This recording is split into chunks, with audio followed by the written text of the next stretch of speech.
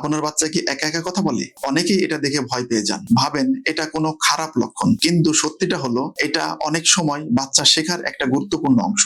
Autism বা autism spectrum ডিসঅর্ডারে বাচ্চাদের brain একটু ভিন্নভাবে কাজ করে। তারা অনেক সময় নিজেদের সাথে কথা বলে, এটাকে আমরা বলি সেলফ টকিং, মানে বাচ্চা নিজেদের কাজ নিজেই গাইড করে।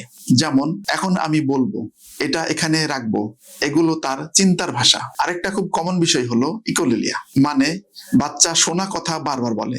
যেমন টিভিতে কিছু শুনলো বা আপনি কিছু বললেন, সেটাই সে বারবার রিপিট করে। অনেকে ভাবেন এটা খারাপ অভ্যাস, কিন্তু আসলে এটা ভাষা শেখার একটা ধাপ।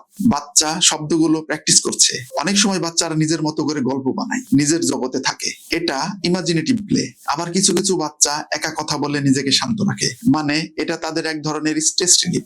তবে কিছু বিষয় খেয়াল রাখতে হবে। যদি বাচ্চা একদমই অন্যদের সাথে কথা না বলে, ডাকলে সাড়া না দেয়, বা শুধুই এক কথা বারবার বলে, তাহলে অবশ্যই একজন ডাক্তারের পরামর্শ নিন। আপনি কি করবেন? বাচ্চার সাথে কথা বলা শুরু করুন, তার কথার সাথে যোগ দিন।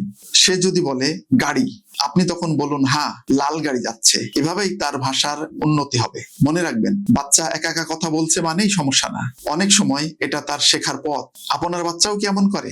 তাহলে কমেন্টে জানাবেন, আমি গাইড করব।